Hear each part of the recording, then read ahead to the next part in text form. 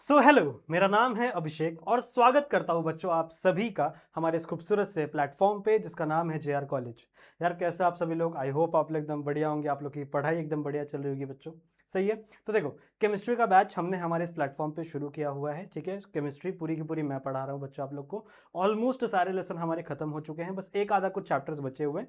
उसमें से बच्चों आज एक बहुत ही इंटरेस्टिंग चैप्टर हम लोग शुरू करने जा रहे हैं जिसका नाम है इंट्रोडक्शन टू पॉलीमर केमिस्ट्री। सही है।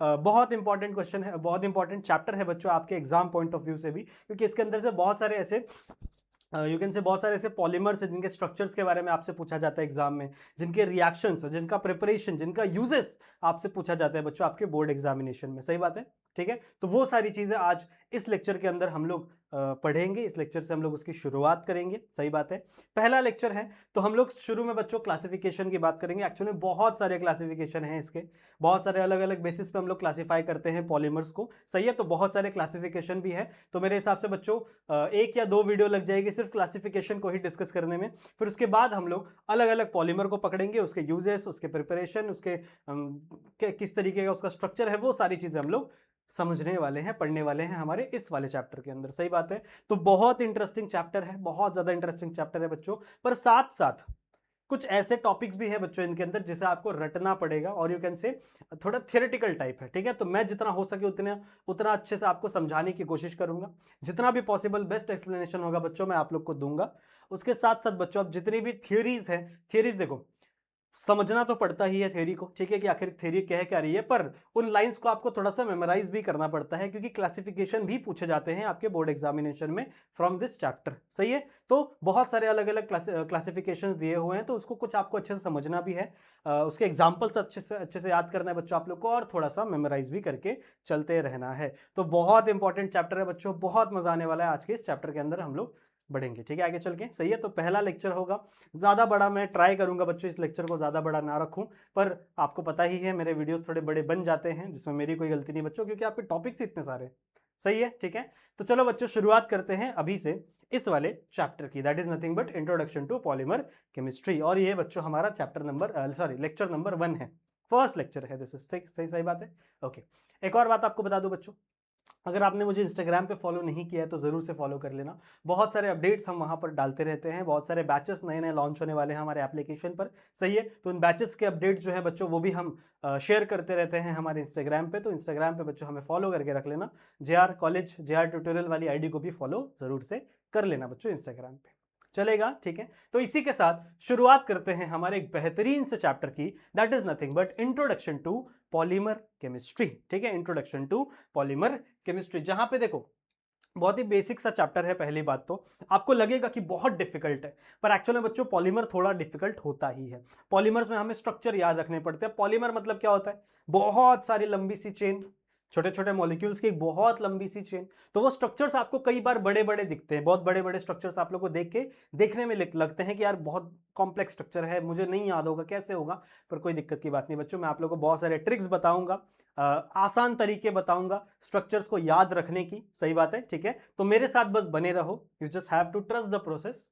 मेरे साथ बने रहो बच्चों, आप लोग को सारे के सारे चीजें समझ में आ जाएगी। जैसे पहले के चैप्टर्स मैंने अच्छे से पढ़ाए हैं, आप लोग को समझे होंगे। ठीक है, उसी तरीके से इस वाले चैप्टर को भी ध्यान से पढ़ेंगे, एंड तक पढ़ेंगे तो आपको समझ में आ जाएगा।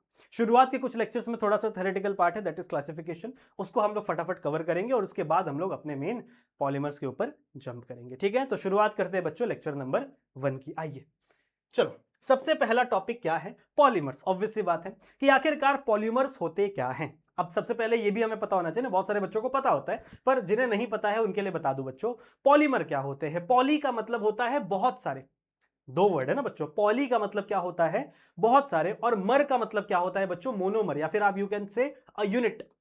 तो एक यूनिट को अगर आप बहुत सारे सारे सारे स्ट्रक्चर लगा दो, मतलब एक यूनिट की आप एक लंबी सी चेन बना दो, so that compound is called as, that large compound is called as polymer.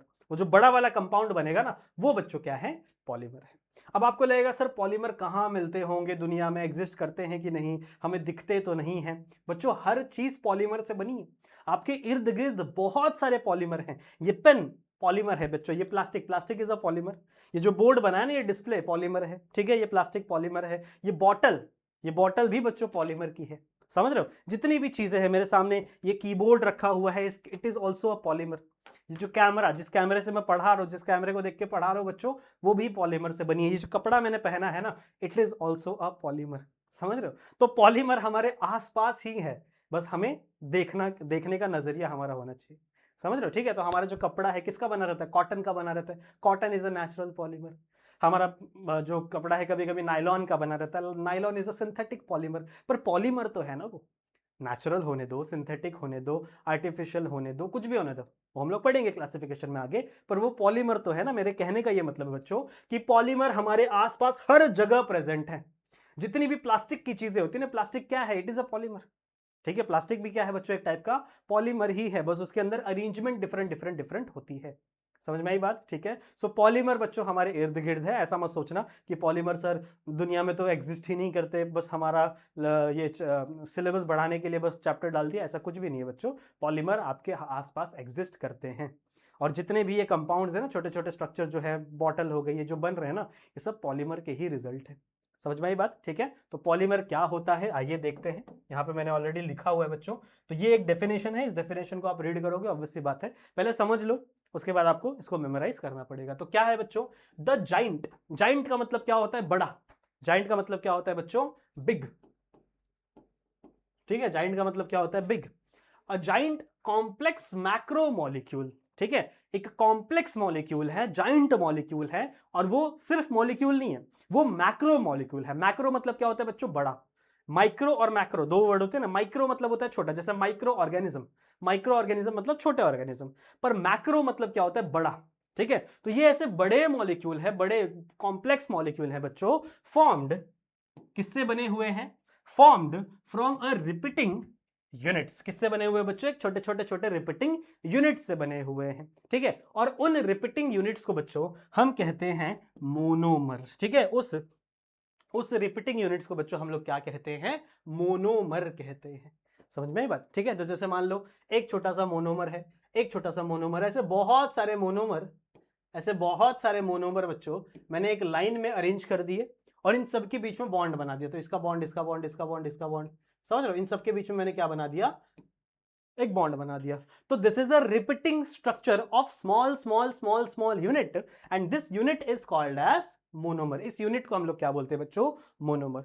इस पूरे कॉम्प्लेक्स को बच्चों, जो कि मोनोमर का एक रिपीटिंग स्ट्रक्चर है, this complete complex is called as polymer.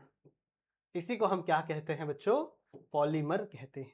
तो क्या आपको पॉलीमर ये शब्द समझ में आ गया? ये शब्द क्या क्या कहना चाहता है, क्या होता है ये शब्द? मतलब छोटे छोटे मॉलिक्यूल से जुड़ के बना हुआ एक पॉलीमर है। जैसे प्लास्टिक है बच्चों, तो प्लास्टिक को हम लोग क्या बोलते हैं? पॉलीइथीन। जो हमारे घर पे प्लास्टिक होती है ना, जिसमें हम लोग कचरा वगैरह लेके जाते हैं, फिर सब्जी लेके आते हैं जिसमें, ठीक है, वो पॉलीइथीन है। उसको पॉलीथीन पॉलीथीन बोलने लगे ना, पर वो पॉलीइथीन है। पॉली मतलब बहुत सारे, इथीन, इथीन मतलब क्या होता है बच्चों? कौन सा structure? CH2 double bond CH2। सही बात है, पढ़ा है ना? केमिस्ट्री तो आप लोग ने पढ़ी, ऑर्गेनिक केमिस्ट्री पढ़ी, तो आपको इथीन तो पता होना चाहिए ना, दिस इज इथीन। और बहुत सारे इथीन जब लाइन में अरेंज हो जाएंगे, बहुत सारे इथीन जब लाइन में अरेंज हो जाएगा, ऑब्वियस सी बात है, जब यहां पे एक दूसरा कंपाउंड कार्बन जुड़ेगा तो ये एक बॉन्ड टूट जाएगा। समझ रहे? ऐसे ऐसे ऐसे बहुत सारे बच्चों, एन नंबर ऑफ, ठीक है, कितने? एन नंबर ऑफ आपके इथीन जब एक लाइन से जुड़ जाएंगे तो उसे आप क्या कहोगे? पॉलीइथीन कहोगे। और that is nothing but polythene, या फिर यू कैन से प्लास्टिक, जो हम अपने घर पे लेकर आते हैं, जिसमें सब्जियां लेके आते हैं, केले वगैरह लेके आते हैं ना हम लोग। ठीक है, सो क्या है वो भी एक टाइप का बच्चों क्या है? पॉलीमर ही तो है। वो भी एक टाइप का क्या है? पॉलीमर। और उस पॉलीमर में जो इथीन कंपाउंड है, ethene is a single compound, this ethene is nothing but a monomer. इसको आप कह सकते हो ये एक मोनोमर है, और बहुत सारे इथीन मिलके पॉलीइथीन बना रहे हैं, सो पॉलीइथीन इज अ पॉलीमर। समझ में आ गया? ठीक है, सो पॉलीमर का मतलब समझ में आ गया बच्चों। पॉलीमर इस वर्ड का मतलब क्या है? आई होप आपको समझ में आ गया होगा। द जाइंट और कॉम्प्लेक्स मॉलिक्यूल, ठीक है, जाइंट मॉलिक्यूल, कॉम्प्लेक्स मॉलिक्यूल, ठीक है, जाइंट मॉलिक्यूल, कॉम्प्लेक्स मॉलिक्यूल, जो कि क्या है? मैक्रो है, बड़े मॉलिक्यूल है। ठीक है, formed from a repeating unit, formed from a repeating unit, जो रिपीट हो रही है ऐसी यूनिट से बच्चों, that is nothing but a monomer, is called as polymer. समझ में आई बात? ठीक है, इसको हम लोग क्या बोलते हैं? पॉलीमर बोलते हैं। समझ में आ गया? पॉलीमर दो प्रकार के होते हैं। पॉलीमर दो प्रकार के होते हैं बच्चों। एक होता है ऑर्गेनिक पॉलीमर, ध्यान से सुनेंगे, एक होता है ऑर्गेनिक पॉलीमर और एक होता है इनऑर्गेनिक पॉलीमर। ठीक है, एक है बच्चों ऑर्गेनिक पॉलीमर और एक है आपका इनऑर्गेनिक पॉलीमर। ठीक है, इस पूरे चैप्टर में जो पूरा का पूरा चैप्टर है बच्चों, इसके अंदर हम लोग सिर्फ और सिर्फ ऑर्गेनिक पॉलीमर स्टडी करने वाले। ठीक है, इस पूरे चैप्टर के अंदर हम लोग सिर्फ और सिर्फ बच्चों क्या स्टडी करेंगे, ऑर्गेनिक पॉलीमर ही स्टडी करेंगे। हम लोग सिर्फ और सिर्फ क्या स्टडी करेंगे बच्चों, ऑर्गेनिक पॉलीमर की स्टडी करने वाले हैं। इनऑर्गेनिक पॉलीमर हम लोग स्टडी नहीं करेंगे। ठीक है, अगर आप केमिस्ट्री आगे चल के हायर क्लासेस में लेते हो या फिर आप पॉलीमर इंजीनियरिंग करते हो या फिर पॉलीमर एक स्पेसिफिक सब्जेक्ट लेते हो, तो आगे चल के बच्चों आप इनऑर्गेनिक पॉलीमर के बारे में भी पढ़ोगे। ठीक है, बट करंटली अभी के समय अगर मैं बात करूं बच्चों, तो हम लोग बच्चों सिर्फ और सिर्फ किसके बारे में बात करने वाले हैं, ऑर्गेनिक पॉलीमर्स के बारे में बात करने वाले हैं। सो आई होप इतना आपको समझ में आ गया होगा। ठीक है, जितने भी कंपाउंड्स इस पूरे के पूरे लेसन में हम लोग पढ़ेंगे अलग अलग पॉलीमर्स के, वो सारे ऑर्गेनिक कंपाउंड होंगे। ऑर्गेनिक मतलब क्या, जहां पे कार्बन और हाइड्रोजन इन्वॉल्व होगा, जिसको हम लोग हाइड्रोकार्बन बोलते हैं ना। तो जहां पे भी कार्बन और उसके साथ साथ हाइड्रोजन प्रेजेंट होगा, that is nothing but organic compound, जो इतने समय से हम लोग पढ़ रहे हैं पिछले लेसन से। सही पढ़े ना हम लोग, हैलोजन डेरिवेटिव में, फिर अल्कोहल अपना अल्कोहल फिनॉल वाले में पढ़े, फिर अल्डिहाइड ईथर वाले में पढ़े। ठीक है, अमाइंस के अंदर पढ़े, वो सारे क्या ऑर्गेनिक कंपाउंड्स है ना। तो यहाँ भी बच्चों हम लोग ऑर्गेनिक कंपाउंड्स के बारे में ही स्टडी करने वाले हैं, बट किसके बारे में, पॉलीमर के बारे में। समझ में आ गई बात, समझ में आ गई बात। ठीक है, सो कृपया इसे नोट करिए बच्चों, कृपया करके बच्चों इसे नोट करिए, इतनी चीजें बहुत इंपॉर्टेंट है आपके लिए। ठीक है, मेरे साथ साथ नोट बनाते चलना, क्योंकि और कोई नोट्स नहीं है, यही सब नोट्स होता है। समझ में आ गया पॉलीमर क्या होता है बच्चों। नाउ नेक्स्ट स्टेप क्या होता है, टाइप्स ऑफ पॉलीमर, या फिर यू कैन से क्लासिफिकेशन ऑफ पॉलीमर, कि आखिरकार पॉलीमर कितने टाइप्स में क्लासिफाई हैं। तो पॉलीमर की क्लासिफिकेशन अलग अलग तरीके से हो सकती है। पॉलीमर की क्लासिफिकेशन अलग अलग तरीके से बच्चों हो सकती है। तो कितने तरीकों से हमें पॉलीमर की क्लासिफिकेशन पढ़नी है, टोटल 6 टाइप से पढ़नी है। कितने से पढ़नी है बच्चों, 6 टाइप से, 6 अलग अलग प्रकार से हम पॉलीमर को डिवाइड कर सकते हैं, उसे क्लासिफाई कर सकते हैं। तो जो मैंने यहां पर चार्ट में ऑलरेडी लिखा हुआ है। ठीक है, सो classification of polymer on the basis of, किसके बेसिस पे आप क्या कर रहे हो, उसका क्लासिफिकेशन कर रहे हो। तो ऑन द बेसिस ऑफ ये 6 टाइप्स हैं, जिसके ऊपर बच्चों अगला क्लासिफिकेशन हम लोग स्टडी करेंगे। ऑन द बेसिस ऑफ, सबसे पहला क्या है, सोर्स एंड ओरिजिन, मतलब आपका पॉलीमर कहां मिल रहा है। ठीक है, किस जगह पे मिल रहा है, क्या वो नेचुरली मिल रहा है, क्या उसे हम बना रहे हैं, या फिर थोड़ा सा नेचुरल है थोड़ा सा हम बना रहे हैं, ऐसा है। ठीक है, तो सोर्स से हमें पता चलेगा, सोर्स से भी हम लोग क्लासिफिकेशन करेंगे। अगला है बच्चों स्ट्रक्चर से, उसका स्ट्रक्चर कैसा है, क्या उसका स्ट्रक्चर लीनियर है, क्या उसका स्ट्रक्चर ब्रांच है, क्या उसका स्ट्रक्चर क्रिस क्रॉस है। ठीक है, देखो मैं सब कुछ आपको ऑलरेडी बता रहा हूं।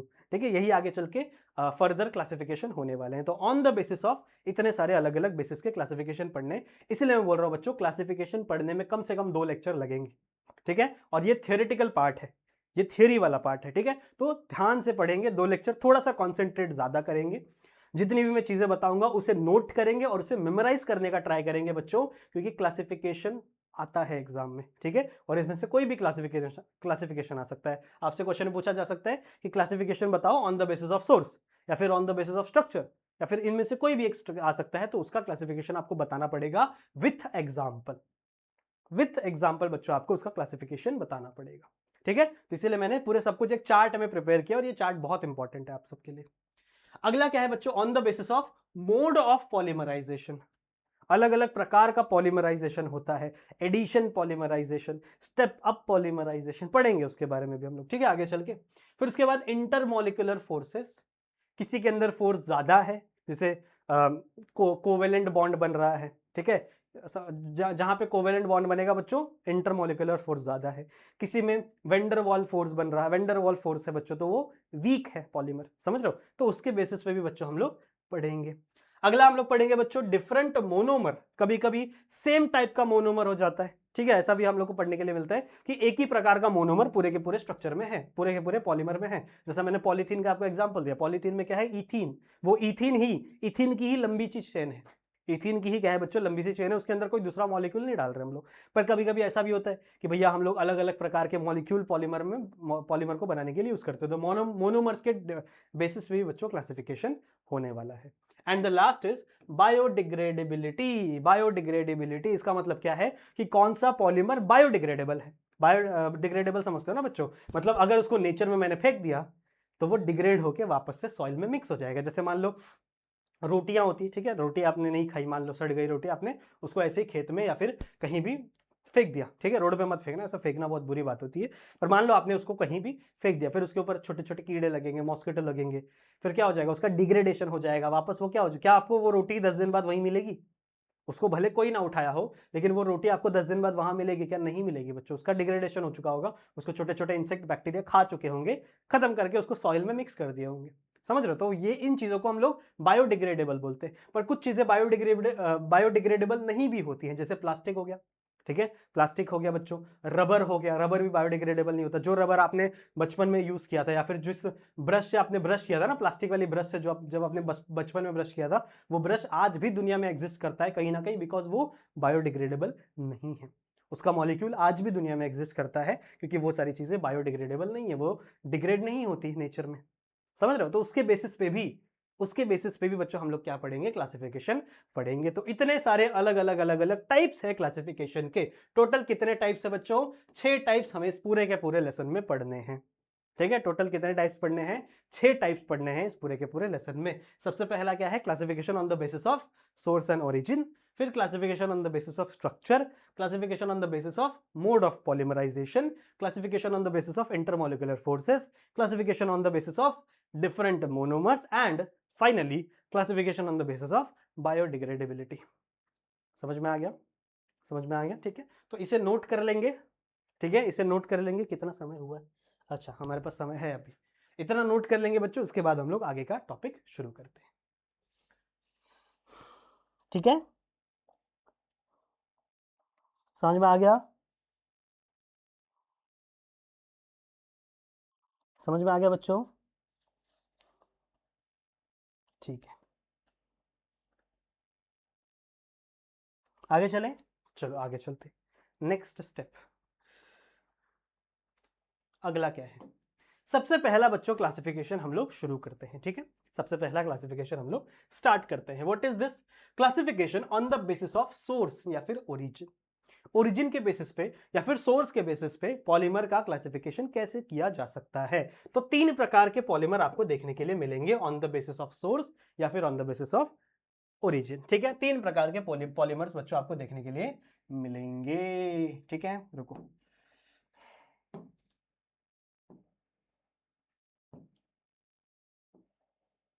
थोड़ा सा मार्किंग कर लेते हैं।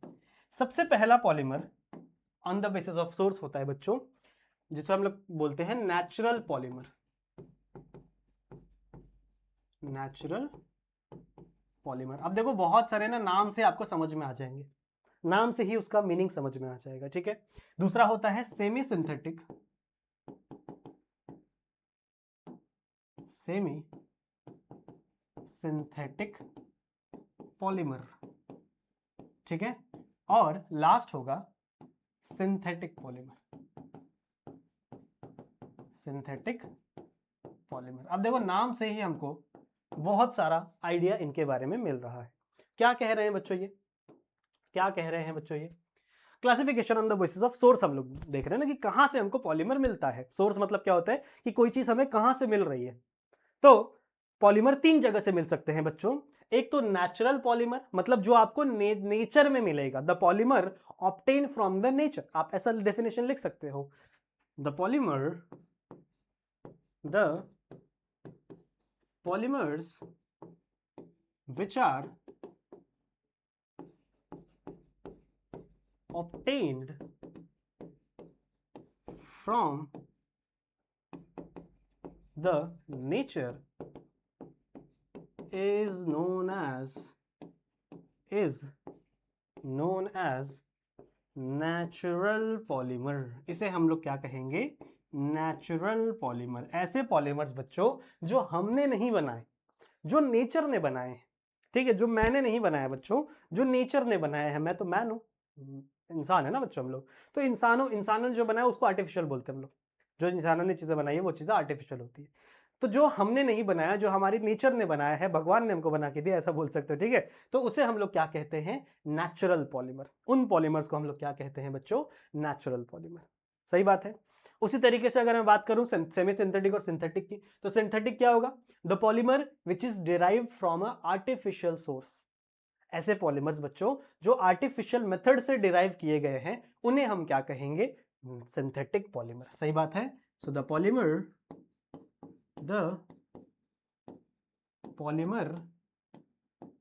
which are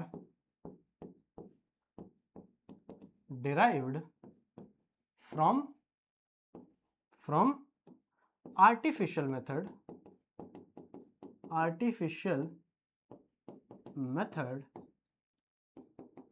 is called as or are known as synthetic polymer. समझ में आई बात? बहुत आसान है बच्चों, बहुत आसान है। थोड़ा सा आपका कंसंट्रेशन मांगता हूं मैं, और क्या मांगता हूं बताओ? और कुछ मांगता हूं मैं सिर्फ थोड़ा सा आपका कंसंट्रेशन मांगता हूं। थोड़ा सा भी अगर आप ध्यान दोगे ना तो आपको इजीली सब समझ में आ जाएगा। सोर्स की बात कर रहे हैं भैया, हम पूछ रहे हैं कि पॉलीमर मिल कहां से रहा है, तो मैं बोल रहा हूं भैया नेचर से मिल रहा है। भगवान ने बना दिया है कुछ पॉलीमर्स को, ठीक है? नेचर से जो पॉलीमर मिल रहा है उसे हम लोग क्या बोलेंगे? Natural polymer. क्या डेफिनेशन है बच्चों? The polymer which are obtained from, कहां से मिल रहा है हम लोग को? Obtained from the natural source, और you can say from the nature, is called as natural polymer. वहीं अगर मैं बात करूं बच्चों, तो polymer which are derived from artificial method, जो हम आर्टिफिशियल मेथड से कुछ मेथड्स लगा के कुछ केमिकल्स को बनाकर उससे हम लोग कुछ पॉलीमर्स को डिजाइन कर रहे हैं, that are known as synthetic polymer. अब बताओ, अब आपको सेमी सिंथेटिक समझ में आ रहा है? सेमी सिंथेटिक आप खुद से लिख सकते हो। क्या होगा सेमी सिंथेटिक बच्चों? ऐसे पॉलीमर बच्चों जो मिलते हैं हमें नेचर में, बट हम उसे थोड़ा सा मॉडिफाई कर देते हैं और उसे थोड़ा सा आर्टिफिशियली बना देते हैं। समझ में आई बात? ठीक है, ऐसे पॉलीमर्स जो हमें नेचर में ही मिलते हैं पर उसे हम लोग थोड़ा सा क्या कर देते हैं? आर्टिफिशियली, उसको थोड़ा आर्टिफिशियली बना देते हैं। मतलब वो एक्चुअली पॉलीमर आपको नेचर में नहीं मिलेगा, पर उसका सोर्स आपको जो आप आर्टिफिशियली बना रहे हो ना, उसका सोर्स आपको नेचर में मिलेगा। समझ रहे हो? पर उसको आप क्या करते हो? पॉलीमर बनाने के लिए उसका आप सिंथेसाइज वर्जन यूज करते हो। ठीक है, ठीक है, ठीक है, ऐसा कह सकते हैं। तो कैसे इसका डेफिनेशन कैसे बनेगा? द आर्टिफिशियल पॉलीमर, कैसा डेफिनेशन बनेगा बच्चों? द आर्टिफिशियल पॉलीमर मतलब ऐसा पॉलीमर है जो आर्टिफिशियल है। जो क्या है? आर्टिफिशियल है। But the artificial polymer derived from the natural source is called as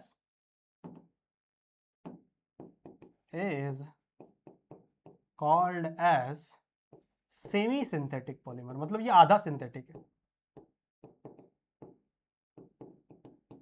semi synthetic polymer. समझ में आ गई बात? मतलब ये थोड़ा बहुत सिंथेटिक है, थोड़ा सा नेचर में मिला, फिर उसने आपने थोड़ा सा मॉडिफाई किया उसको, और वो किस में कन्वर्ट हो गया बच्चों? एक अच्छे खासे पॉलीमर में कन्वर्ट हो गया। सो ये है बच्चों आपके 3 अलग अलग types of polymer on the basis of source. अब इसका फर्दर डिवीजन भी है 2 पार्ट में। नेचुरल पॉलीमर्स का 2 पार्ट में और फर्दर डिवीजन है। पहले आप इतनी चीजें नोट कर लीजिए प्लीज, ठीक है? इतनी चीजें आप वीडियो को पॉज करके बच्चों स्क्रीनशॉट ले लीजिए।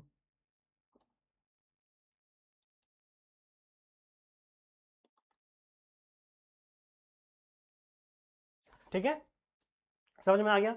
इन दोनों के एग्जाम्पल्स आपको लिखने पड़ेंगे ऑब्वियसली। इन दोनों के बच्चों एग्जाम्पल्स आपको लिखने पड़ेंगे, इसके भी और इसके भी। तो क्या क्या एग्जाम्पल हो सकते हैं बच्चों? सिंथेटिक में टेरिकॉट लिख दो। टेरिकॉट के कपड़े होते हैं, ठीक है? और नायलॉन के कपड़े होते हैं, बच्चों। Nylon is a synthetic polymer, ठीक है? सेमी सिंथेटिक में क्या एग्जांपल आएगा बच्चों?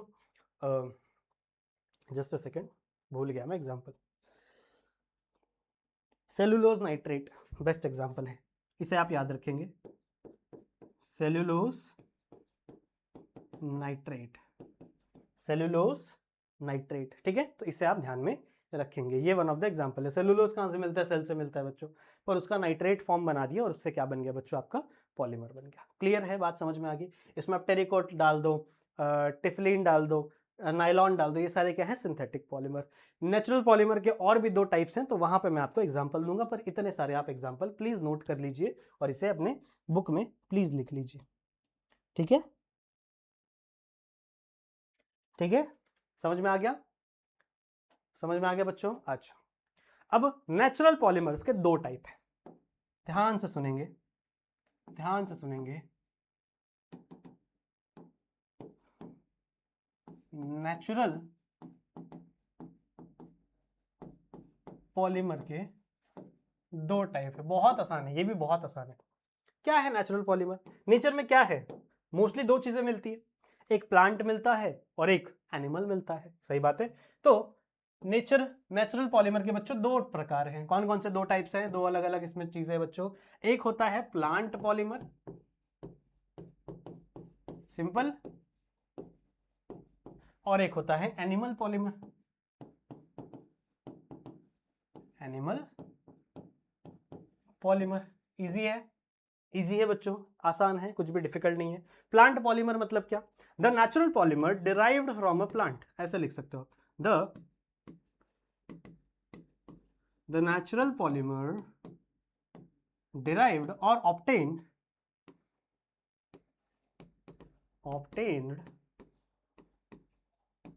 from the plant।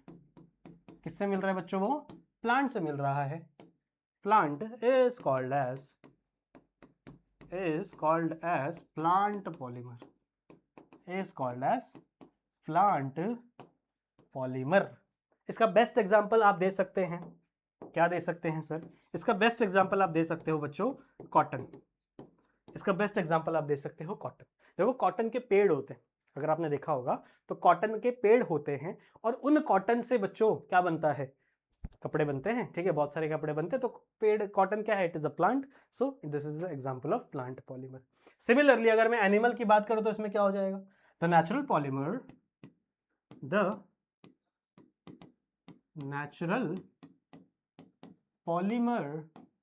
derived from animals। किससे डिराइव किया गया है बच्चों? वो एनिमल से डिराइव किया है। So the natural polymers derive from the animal is called as animal polymer, animal polymer। Easy है बच्चों, इजी पीजी, बहुत इजी। इसका बेस्ट एग्जांपल आप क्या दे सकते हो? इसका एग्जांपल दे सकते हो बच्चों आप सिल्क। इसका एग्जांपल आप दे सकते हो सिल्क। सिल्क वॉर्म होते हैं, सिल्क वॉर्म होते हैं ना छोटे छोटे, जो बहुत सारे पत्तियां खाते, पत्ती खाते खाते खाते खाते बहुत सारे पत्ती खाते हैं ना वो, और पत्ती खाने के बाद क्या करते हैं? वो सिल्क रिलीज करते हैं, अपने आसपास एक ककून बना लेते हैं। फिर इंसान खुदगर्ज होते हैं बच्चों, इंसान बहुत ही मतलबी आदमी है, तो वो क्या करता है? उन ककून को खोलते हुए पानी में डाल देते हैं, जिसकी वजह से उसके अंदर का जो जानवर होता है, सिल्क वॉर्म होता है, वो मर जाता है, पर उसके अंदर से सिल्क निकल जाता है, तो वो सिल्क फिर बाजारों में बेच दिए जाते हैं। सही है, ठीक है। तो वो भी क्या है बच्चों? एक टाइप का पॉलीमर ही है, which is come under the classification of natural polymer, sorry animal polymer. Clear है, समझ में आ गया? इसे नोट करिए बच्चों, बहुत इंपॉर्टेंट है, बहुत इंपॉर्टेंट है ये, ठीक है।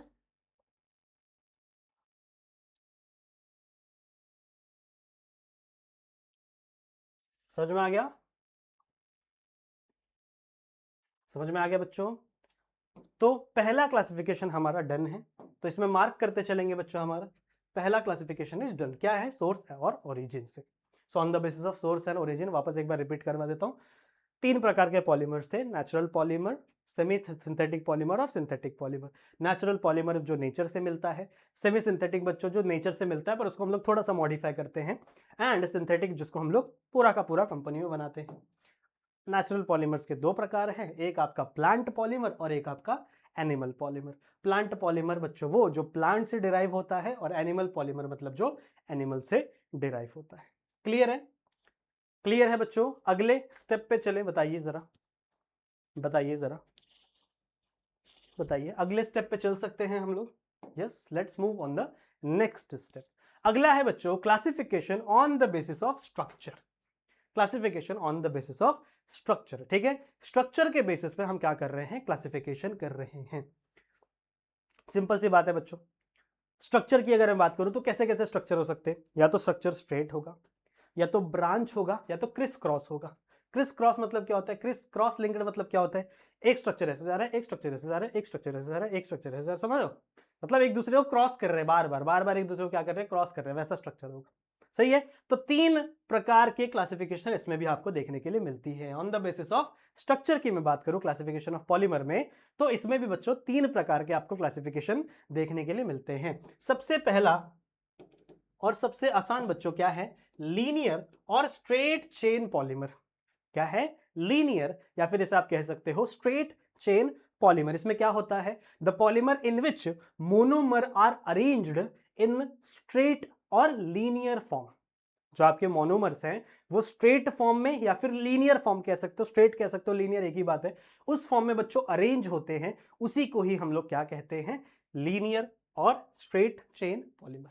सही बात है। तो इसका डेफिनेशन आप लिख सकते हो, खुद से भी देखो डेफिनेशन ये सब बना सकते हो आप लोग, खुद से भी छोटे मोटे डेफिनेशन आप बच्चों बना सकते हो। कैसे लिखोगे, एक बना के देता हूं, बाकी आप बना लेना क्योंकि इसमें टाइम वेस्ट हो रहा है ना बहुत ज्यादा।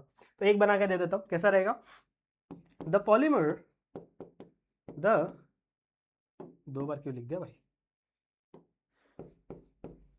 द पॉलीमर in which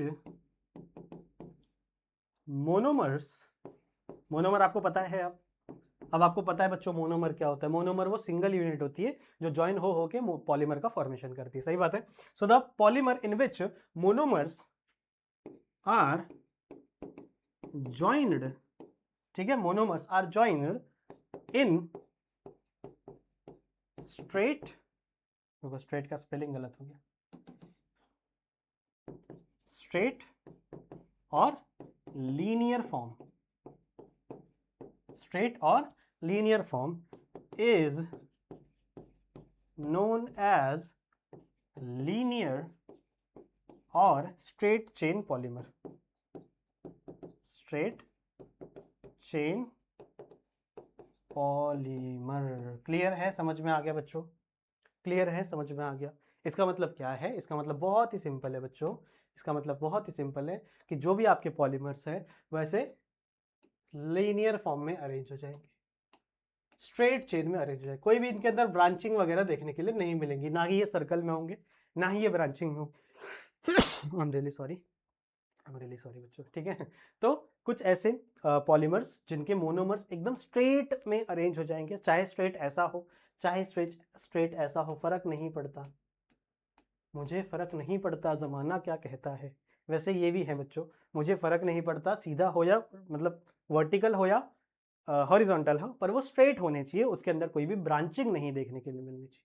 समझ में आई बात। तो ये ऐसे सीधा, ये ऐसे सीधा, इसको हम लोग क्या बोलते हैं, स्ट्रेट या फिर लीनियर चेन पॉलीमर। समझ में आ गया।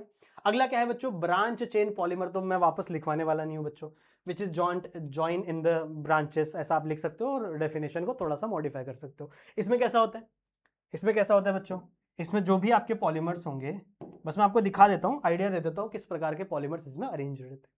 ठीक है, तो इस प्रकार कैसा होगा यहाँ पे बच्चों, जैसे मान लो एक स्ट्रेट चेन ऐसी है, ठीक है, एक स्ट्रेट चेन ऐसी है, इसमें से यहां से एक ब्रांच निकल गई, ठीक है, यहां से एक ब्रांच निकल गई,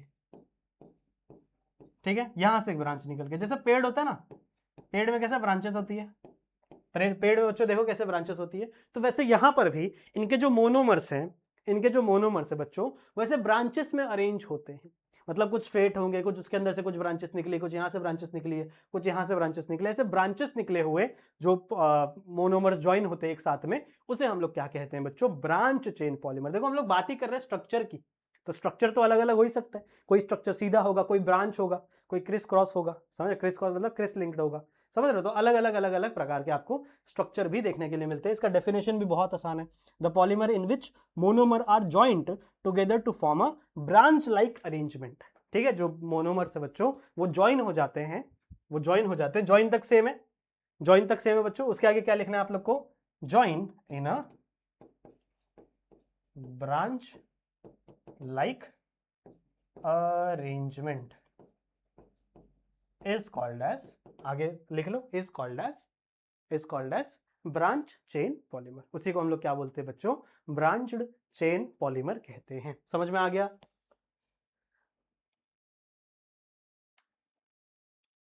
समझ में आ गया बच्चों, क्लियर है। एकदम आसान, ठीक है। अगला क्या है, क्रॉस लिंक्ड पॉलीमर। तो इसका भी सेम है, इसका भी डेफिनेशन कैसा होगा, the polymer in which monomer are jointed in the form of cross linked structure, in the form of cross linked structure. खाली आपको ये चेंज करना है, जॉइंट के बाद, जॉइंट है ना जॉइंट, इसके बाद आपको डालना है इन the form of cross linked structure is called as बच्चों क्रॉस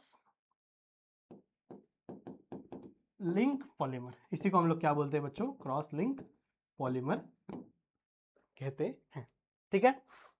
इनका स्ट्रक्चर कैसा होगा भाई, इनका स्ट्रक्चर बड़ा अजीब सा होता है बच्चों, कुछ ऐसे सीधे सीधे जाएंगे, फिर कुछ ऐसे क्रॉस मारेंगे, मतलब ऐसे ब्रांच निकल गई, फिर ये ब्रांच वापस यहाँ ज्वाइन हो जाएगी, फिर यहाँ से एक और इसको क्रॉस मारेंगे, समझ रहे हो, ऐसे जाएंगे ये, ऐसे एक दूसरे को क्रॉस करते रहते हैं, समझ रहे हो, ऐसे एक दूसरे को क्या करते रहते हैं, क्रॉस करते। तो क्रॉस लिंक जैसा स्ट्रक्चर इनका देखने के लिए मिलता है। इसके अंदर कोई एग्जांपल नहीं आपने को पढ़ना है, बस ये तीन आपको डेफिनेशन अच्छे से आनी चाहिए। तो डेफिनेशन एक मैंने आपको लिख के दे दी है, बाकी डेफिनेशन भी इजी है, मतलब आपको तीनों ही लिख के दे दिए, मतलब ठीक है। तीनों कैसे लिख के दिए, the polymer in which monomer are joint in a straight और linear form is called as straight chain, ठीक है। Same definition, the polymer in which monomer are joint in branch like arrangement, ठीक है। तो इसका डेफिनेशन भी हो गया, is called as branch chain polymer. The polymer in which the monomer are joint in the form of cross linked structure is called as cross link polymer. तो बहुत आसान है बच्चों, मेरी बात मानो, समझ रहे हो। आपको लगता है कि यार इतनी बड़ी बड़ी चीजें लिखी है, क्रॉस लिंक्ड, ये वो एडिशनल एडिशन क्या क्या लिखा है, तो बहुत डिफिकल्ट होगा, नहीं, कुछ डिफिकल्ट नहीं है, बहुत ईजी है बच्चों, बस आपको थोड़ा सा कॉन्सेंट्रेट करना है, ठीक है। बस आपको थोड़ा सा कॉन्सेंट्रेट करना है, बाकी सारी चीजें ईजी है। इसका स्क्रीनशॉट ले लो, वरना फिर आप बोलोगे सर स्क्रीनशॉट नहीं लेने देते आप।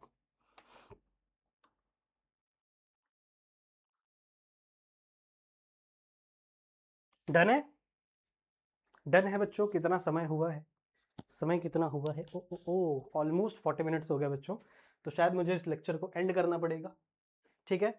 तो हमारे दो क्लासिफिकेशन हो गए हैं, एक हमारा ओरिजिन एंड सोर्स वाला हो गया है, एक हमारा स्ट्रक्चर वाला हो गया है, ठीक है। सो अगला है mode of polymerization. Mode of polymerization के ऊपर हम लोग बात करेंगे, पर वो अगले वाले लेक्चर में बात करेंगे, ठीक है। तो अगले वाले लेक्चर बच्चों हमें ये सारी चीजें कवर करनी है, वी विल ट्राई बच्चों बहुत सारी चीजें कवर करने का। उसके बाद हम लोग शुरू करेंगे अलग अलग इसके बारे में, अलग अलग पॉलीमर्स के बारे में, उनका स्ट्रक्चर, उनका यूजेस, उनका कैसे वो चेन फॉर्म करते हैं, उनका रिएक्शन, ठीक है। वो सारी चीज़ें हम लोग को, उसका प्रॉपर्टीज, वो सारी चीज़ें बच्चों हम लोग को स्टडी करनी है। क्लियर है, समझ में आ गया, ठीक है। So thank you so much इस वीडियो को यहाँ तक देखने के लिए। आई होप बहुत सारी चीज़ें आप लोग ने समझी होंगी, सही है। अगले पार्ट्स के लिए भी वेट करना बच्चों, अगले पार्ट भी कंटिन्यू में देखना अगर देख रहे हो तो, ठीक है। और अच्छे अच्छे कमेंट कर दो, कोई भी डाउट रहेगा तो मैं इंस्टाग्राम पे अवेलेबल हूँ, वहाँ पर आप आकर मुझे मैसेजेस कर सकते हैं, चलेगा, ठीक है। So thank you so much बच्चों इस वीडियो को यहाँ तक देखने के लिए। इस वीडियो को लाइक ज़रूर से कर दें, अपने फ्रेंड्स के साथ फैमिली में शेयर ज़रूर से कर दें। बाकी मैं मिलता हूँ बच्चों आप लोगों से ऐसी और वीडियो में, जहाँ पे हम लोग और भी बहुत सारी बातें करेंगे। तब तक के लिए आप अपना ध्यान रखिएगा and keep studying. Okay, bye bye.